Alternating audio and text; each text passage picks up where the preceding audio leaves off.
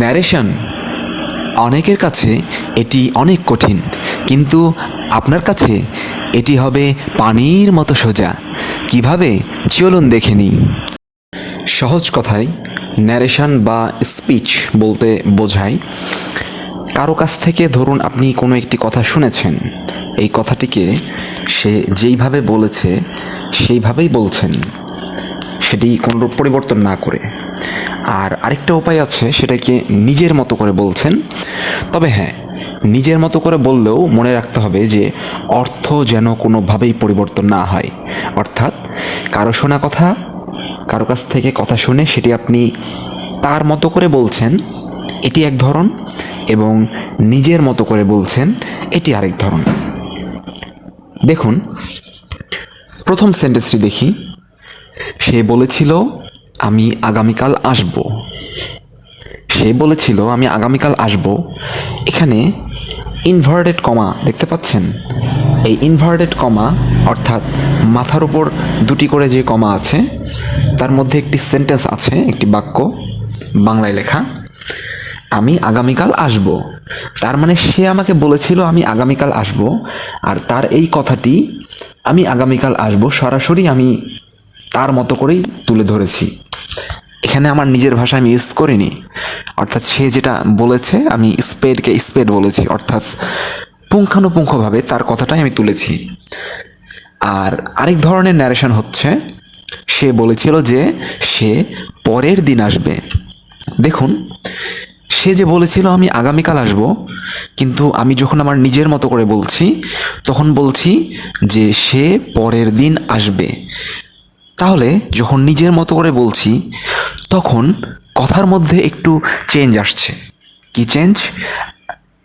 আমির বদলে আমি বলেছি সে, কারণ সে আমি বলেছি, আমি তো আর আমি বলতে পারি না, তাই নয় কি? আমি যখন নিজের ভাষায় বলছি, তার মানে আমার কাছে সে আর আমি থাকে না, সে হয়ে যায় সে। আবার সে যখন বলছে আগামীকাল, আমি তখন আগামীকাল বলতে পারি না, কারণ সে আগামীকাল আজ থেকে 2 দিন আগেও বলতে পারে, তার আগামীকাল তো চলে গেছে।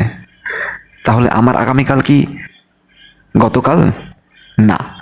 এই জন্য দ্বিতীয় যে সেন্টেন্সটি লিখেছি সেটি হচ্ছে, সে বলেছিল যে সে পরের দিন আসবে। এটি হচ্ছে আমার নিজের মতো করে। এই 2 ধরনের ন্যারেশনই আমরা শিখব কিভাবে চেঞ্জ করতে হয়, এবং ইংলিশে শিখব। আপনাদের বোঝানোর স্বার্থে আমি বাংলায় লিখেছি। দেখুন, there are two types of narration. There are two types of narration. কেউ যদি আপনাকে জিজ্ঞেস করে ন্যারেশন কত প্রকার, how many types of narration, there are two types.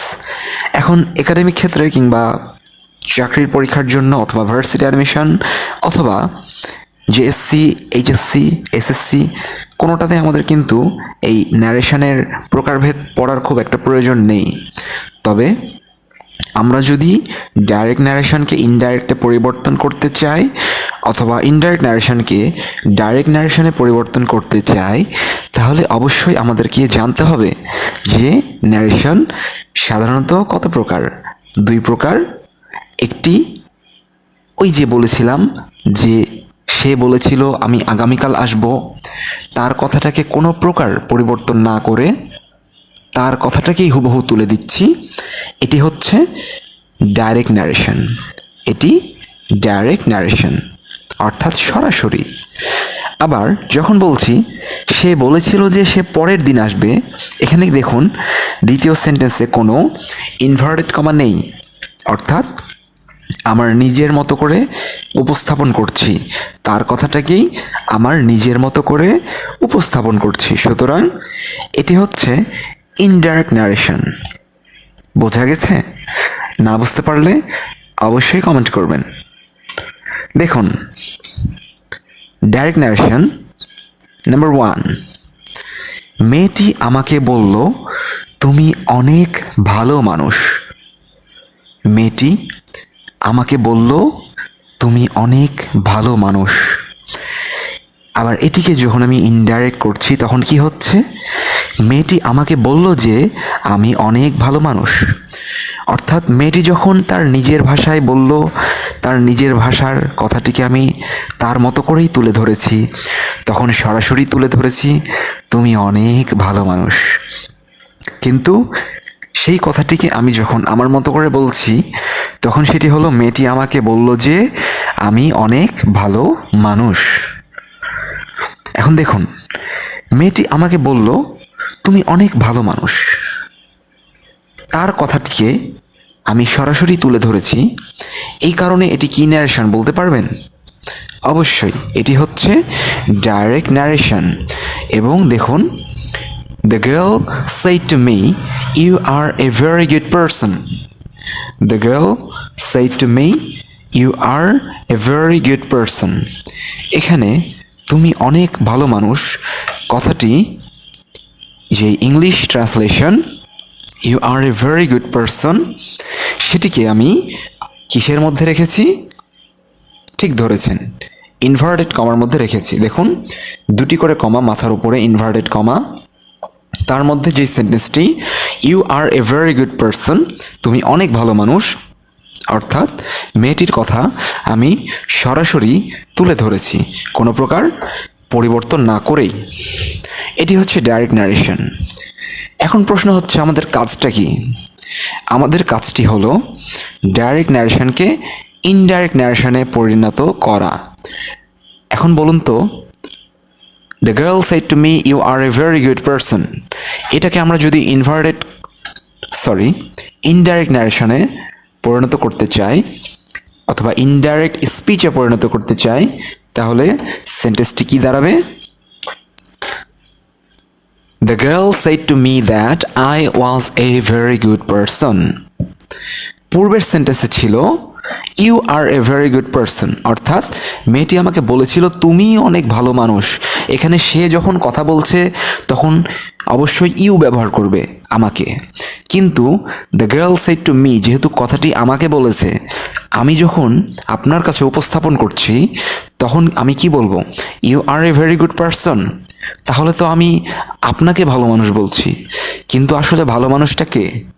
ভালো মানুষ ছিলাম আমি, যেহেতু মেয়েটি আমাকে বলেছিল। এই কারণে ডাইরেক্ট ন্যারেশনের সাবজেক্টে মেয়েটির ভাষায় ছিল you are a very good person, অর্থাৎ সে আমাকে বলেছে তুমি অনেক ভালো মানুষ। কিন্তু আমার নিজের ভাষায় আমি যখন কথাটি আরেকজনের কাছে উপস্থাপন করছি তখন বলছি the girl said to me that I was a very good person, অর্থাৎ আমি একজন ভালো মানুষ ছিলাম। এখন দেখুন একটি মজার বিষয় যেটি অনেকের বুঝতে দেরি হয়, কিন্তু আমি জাস্ট 1 মিনিটে আপনাদেরকে বোঝাচ্ছি। পূর্বের সেন্টেন্সে অর্থাৎ ডাইরেক্ট ন্যারেশনে ছিল you are a very good person, এখানে আর যুক্ত হয়েছে এবং এটি ছিল প্রেজেন্ট টেন্স। কিন্তু যখনই আমি সেটাকে ইনডাইরেক্ট করলাম তখন এখানে হয়ে গেল was, I was a very good person. তাহলে প্রশ্ন হচ্ছে এখানে প্রেজেন্ট না হয়ে পাস্ট কেন হলো? বলতে পারবেন কি? দেখুন, হি said I am ill now, সে বলেছিল আমি এখন অসুস্থ। ইনডাইরেক্ট যখন করলাম তখন হলো হি সেইড দ্যাট হি ওয়াজ ইল দেন। কেন হলো বলতে পারবেন? অ্যাম থেকে ওয়াজ কেন হলো? আবার নাও থেকে দেন কেন হলো? আই থেকে হি কেন হলো? বন্ধুরা, আশা করি বুঝতে পারবেন। দেখুন, ডাইরেক্ট ন্যারেশনের 2টি অংশ বিবেচনায় রাখতে হবে। একটি হচ্ছে রিপোর্টিং ভার্ব এবং আরেকটি হচ্ছে রিপোর্টেড স্পিচ। অনেকেই এই জায়গাতে ভুল করে যে হি সেইড পুরোটাকেই বলে রিপোর্টিং ভার্ব, যেহেতু আই অ্যাম ইল নাও এই পুরোটাই reported speech. He said I am ill now, সে বলেছিল আমি অসুস্থ। এটি সবাই সঠিক বলে যে I am ill now inverted কমার মধ্যে যে অংশটুকু রয়েছে সেটি হচ্ছে রিপোর্টেড স্পিচ। কিন্তু হি সেইড এই পুরোটি রিপোর্টিং ভার্ব কখনো বলা যাবে না, কারণ ইনভার্টেড কমার বাইরে যে অংশটি থাকে তার মধ্যে শুধুমাত্র সেইড হচ্ছে রিপোর্টিং ভার্ব। যেহেতু সেইড দ্বারা একটা কাজ বোঝাচ্ছে যে কোনো কাজ বোঝালে সেটি হচ্ছে ভার্ব, সে মানে বলা, এই কারণে সেইড হচ্ছে ভার্ব। তাহলে প্রশ্ন হচ্ছে হি কি? হি হচ্ছে রিপোর্টিং ভার্বের সাবজেক্ট। সুতরাং আমাদের প্রথমে চিনতে হবে যে রিপোর্টিং ভার্ব এবং রিপোর্টের স্পিচ কোনটা। রিপোর্টিং ভার্ব হচ্ছে সেইড এবং রিপোর্টের স্পিচ হচ্ছে আই অ্যাম ইল নাও। এই রিপোর্টিং ভার্ব আর রিপোর্টেড স্পিচ চিনে গেলেই আপনি সম্পূর্ণ ন্যারেশন সঠিকভাবে করতে পারবেন। দেখুন, ডাইরেক্ট ন্যারেশনের রিপোর্টিং ভার্ব সেইড আছে। সেইড কোন টেন্সে বলুন তো? ঠিক ধরেছেন, সেইড হচ্ছে পাস্ট টেন্সে। যাদের এই সম্পর্কে ধারণা নেই তারা অবশ্যই ভার্বের পাস্ট এবং পাস্ট পার্টিসিপল ফর্মগুলো দেখে নেবেন। যেহেতু এখানে ভার্বের পাস্ট ফর্ম রয়েছে সাবজেক্টের ঠিক পরেই, সুতরাং এটি হচ্ছে পাস্ট টেন্স। তাহলে রিপোর্টিং ভার্ব যদি পাস্ট হয় এবং এই যে reported speech I am ill now, এই রিপোর্টেড স্পিচে যদি আপনার প্রেজেন্ট টেন্স থাকে তাহলে অবশ্যই রিপোর্টেড স্পিচটি চেঞ্জ হয়ে পাস্টে পরিণত হবে। কি হবে? পাস্টে পরিণত হবে। কি হবে দেখুন, ডাইরেক্ট ন্যারেশনে ছিল হি সেইড আই অ্যাম ইল নাও, এখানে অ্যাম ছিল, কিন্তু যখন আমি এটাকে ইনডাইরেক্ট করছি এখানে কি হলো? He said that. হি, এখানে হি কেন হলো? কারণ এখানে আই অ্যাম ইল কে বলেছে? সে বলেছে। সে তো আর আমি না। তাহলে ইনডাইরেক্ট ন্যারেশনে আমি যদি আমার মতো করে বলি যে আমি এখন অসুস্থ, তাহলে কথাটা কি সত্যি হবে নাকি মিথ্যে হবে? অবশ্যই মিথ্যে।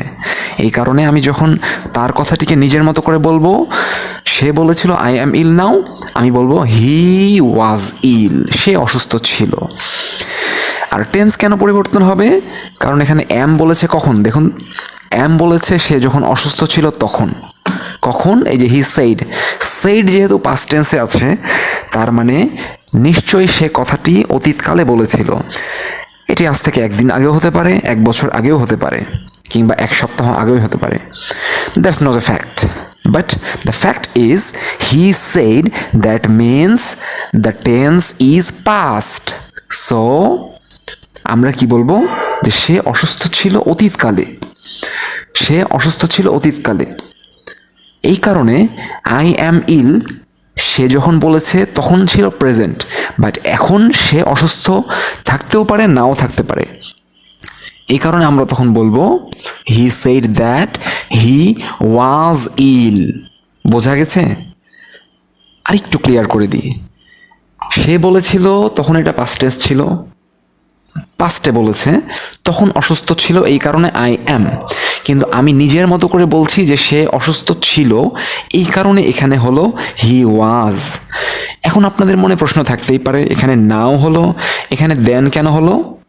এক্স্যাক্টলি এইটা হলো তার কারণ। নাও মানে হচ্ছে এখন।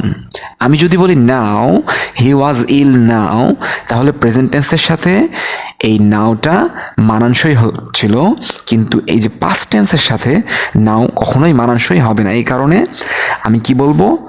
সে বলেছিল যে সে তখন অসুস্থ ছিল, হি ওয়াজ ইল দেন। কখন? যখন সে বলেছিল।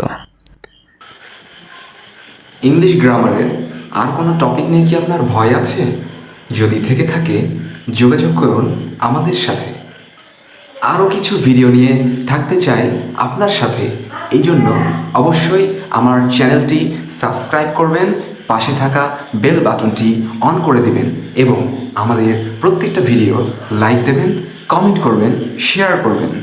ধন্যবাদ।